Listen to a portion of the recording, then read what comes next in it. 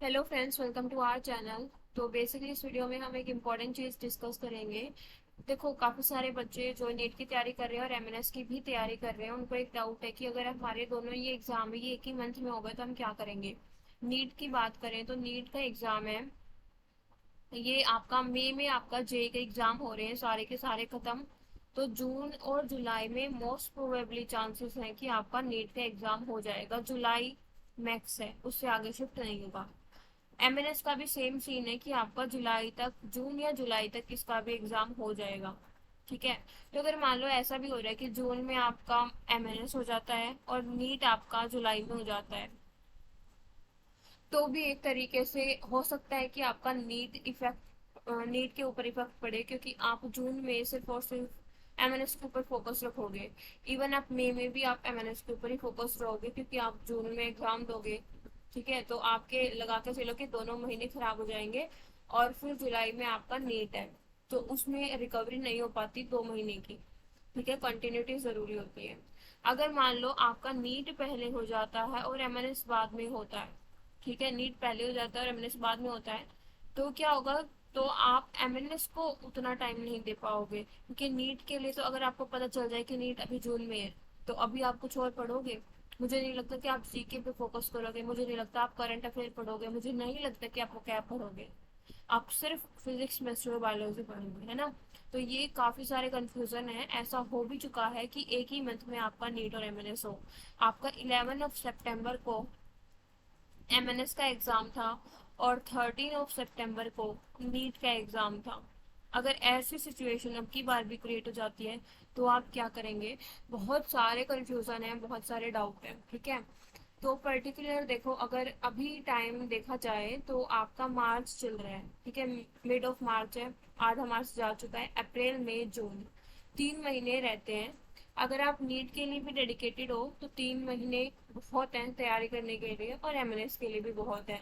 लेकिन दोनों की तैयारी अगर आप इकट्ठे करना चाहते हो तो डेफिनेटली आप कर सकते हो वो भी। बस थोड़ा सा आपको टाइम मैनेजमेंट पे ध्यान देना पड़ेगा। ये जो 3 मंथ है अपने नेक्स्ट, मतलब जो भी टाइम है, 3, 3.5, 4 महीने, जितना भी टाइम आपके पास है, उसको 100% यूटिलाइज करो। एक भी घंटा, एक भी मिनट आपकी ऐसे नहीं होनी चाहिए जो कि आपका वेस्ट हो। ठीक है, कोई भी इंजॉयमेंट, सारे एंटरटेनमेंट, हर एक चीज को बंद कर दो। जो भी देखो, सारा दिन में अपना पूरा टाइम दो नीट को। ठीक है, पूरा टाइम दो अपना नीट को, क्योंकि मुझे पता है कि ऑनलाइन क्लासेस वगैरह भी हो रहे होंगे, तो उसमें भी टाइम जाता है। और उसके बाद खुद का भी पढ़ना रहता है। हमारे ऑनलाइन क्लासेस की बात करें तो 8 से 2 बजे तक तो वही रहती है, अगर आप ऑफलाइन लेते हो तो भी। उसके बाद हम मान के चलेंगे कि आपको 1-2 घंटे का बीच में रेस्ट भी चाहिए होता है। ऑब्वियसली हम कोई मशीन नहीं है जो कि कंटिन्यूअसली वर्क करते जाए।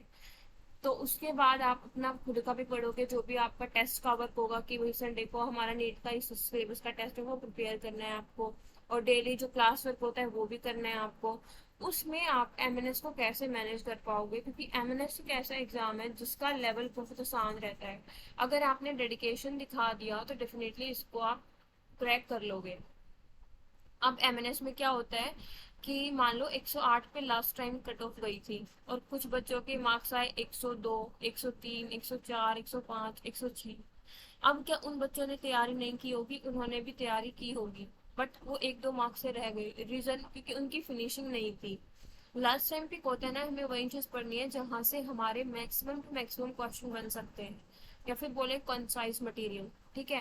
तो देखो, अगर आप नीट के लिए प्रिपेयर कर रहे हो और चाहते हो कि हमारा एमएनएसपी हो जाए, ताकि होता है ना, घर में भी इज्जत से बन जाएगी कि भाई हमारा एमएनएस क्रैक हो गया, एक एग्जाम तो हो गया नीट में, भाई हमारे 500, 550 आ रहे हैं, हम अगला बार जो अटेम्प्ट करेंगे उसमें हम फिर 650 तक पहुंच जाएंगे, हमारा गवर्नमेंट कॉलेज में अचीव हो जाएगा। तो वही केस में यहाँ पे बात कर रही हूँ। देखो, सिंपल सी चीज है। अगर एमएनएस में अभी आप ढूंढने लगोगे कि भैया मुझे करंट अफेयर भी चाहिए, यूट्यूब पे आप बैठे रहे हो, यूट्यूब पे फोन लेके कि भैया जून जुलाई के करंट अफेयर, अगस्त के current affair, MNS oriented current affair, MNS के लिए हिस्ट्री, आप सारी चीजें ढूंढने में वेस्ट कर रहे हो टाइम। उस टाइम को आप पढ़ने में लगाओ, एमएनएस के कंटेंट को। सिंपल सी चीज है। अगर मान लो आप 8 से 2 सुबह अपना ऑनलाइन क्लासेस को दे रहे हो, तो मान लो अगर आप ज्यादा से ज्यादा 2 से 6 बजे तक इसमें आप अपना ब्रेक भी कर लो। 2 से 6 बजे तक इसमें आप अपना ब्रेक भी कर लो और एमएनएस के लिए पढ़ भी लो। और फिर बाद का जो ये टाइम है 6 के बाद जितना भी आप मर्जी पढ़ना चाहो अपना, जो भी नीट का है वो पढ़ सकते हो। इस तरीके से अपना टाइम टेबल बनाओ, एक सिलेबस ट्रैकर बनाओ प्रॉपर एमएनएस के लिए, कि पर्टिकुलर मेरे पास अच्छा स्टैटिक में ये चीजें हैं कि भैया मुझे थर्मल पावर प्लांट करने हैं, मुझे रिवर्स एंड डैम करने हैं, रिवर एंड सिटीज करनी है, मुझे इस मंथ के करंट अफेयर करने हैं, मुझे इस मंथ के करंट अफेयर करने हैं। ये इस तरीके से ना, इस तरीके से बॉक्स बना लो।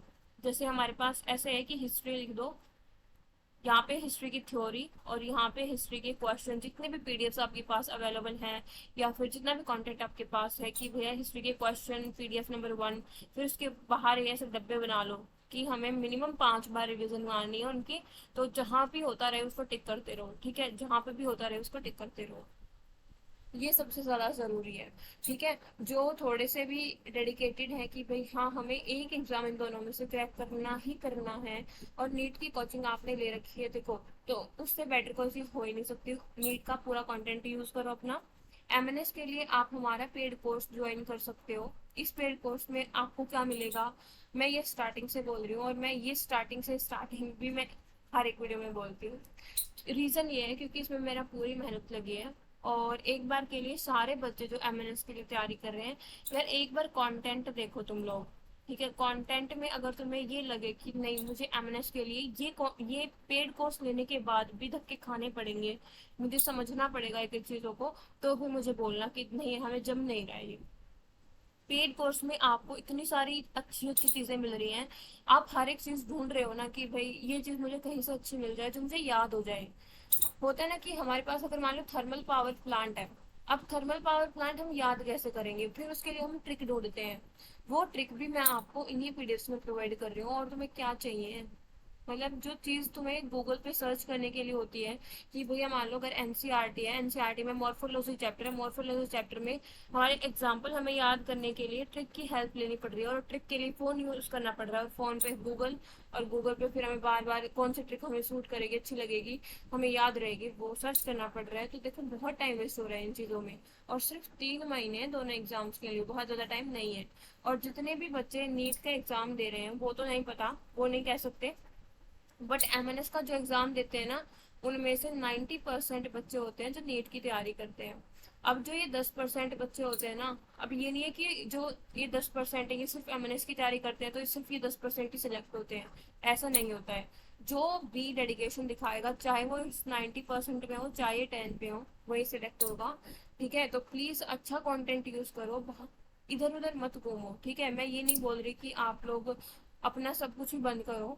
अपना देखो, अभी आप ये खुद सोचो ना कि आपका टाइम होता नहीं है क्या वेस्ट, यूट्यूब पे आप कुछ भी सर्च करने लग जा रहे हो कि नहीं ये टीचर का समझ नहीं आ रहा, दूसरे टीचर के पास जाते हैं, दूसरे टीचर के पास जाते हैं, फिर वो फ्लो बिगड़ता है और वो याद नहीं रहेगा, वो आप टाइम पास कर रहे हो।